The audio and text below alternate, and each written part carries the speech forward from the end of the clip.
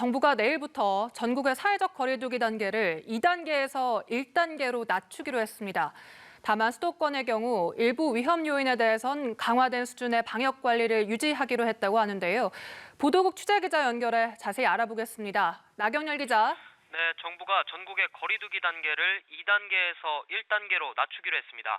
정세균 국무총리가 중앙재난안전대책본부 회의에서 민생의 지속 가능성과 방역의 실효성을 조화시킨 조치라며 밝힌 내용인데요.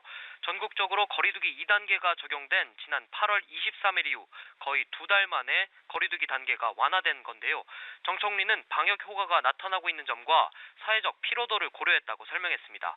자영업자와 소상공인의 피해도 감안한 것으로 풀이됩니다. 이에 따라 노래방과 클럽 등 고위험 시설이 다시 문을 열 수 있게 됐습니다. 인원수에 관계없이 모임과 행사 등이 방역 수칙을 준수하는 조건으로 허용되고 스포츠 행사의 경우 인원의 제한은 있지만 관중 입장도 가능해집니다. 이처럼 전국적으로 유흥시설 등 11개 고위험 시설에 대한 집합금지가 대부분 완화될 것으로 보이지만 구체적인 업종별, 지역별 조치 내용은 잠시 후인 오후 4시 30분 박능우 보건복지부 장관의 중앙재난안전대책본부 브리핑을 통해 발표할 예정입니다. 다만 방역관리의 강도는 수도권과 비수도권에는 다소 차이를 둘 것으로 보이는데요. 수도권에는 2단계 방역수칙 중 반드시 필요한 조치를 유지하도록 했습니다.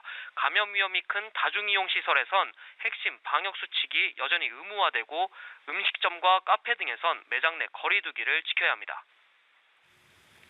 네, 국내 코로나19 확진자 동향도 알아보겠습니다. 신규 확진자 수 나흘째 두 자릿수를 보이고 있다죠? 네, 국내 코로나19 확진자가 58명 새로 발생해 누적 확진자는 24,606명이 됐습니다. 100명대 신규 확진자를 기록했던 지난 6일 이후 하루 신규 확진자 수는 나흘째 두 자릿수를 보이고 있습니다. 신규 확진자 58명 중 지역사회 감염자는 46명, 해외 유입 사례가 12명입니다. 지역사회 감염자를 지역별로 보면 서울 19명, 경기 18명, 부산 3명 등입니다. 전국에서 산발적인 집단 감염은 계속되고 있습니다. 경기 의정부시 재활 전문 마스터플러스 병원과 관련해 2명이 추가 감염되면서 누적 확진자가 51명이 됐습니다.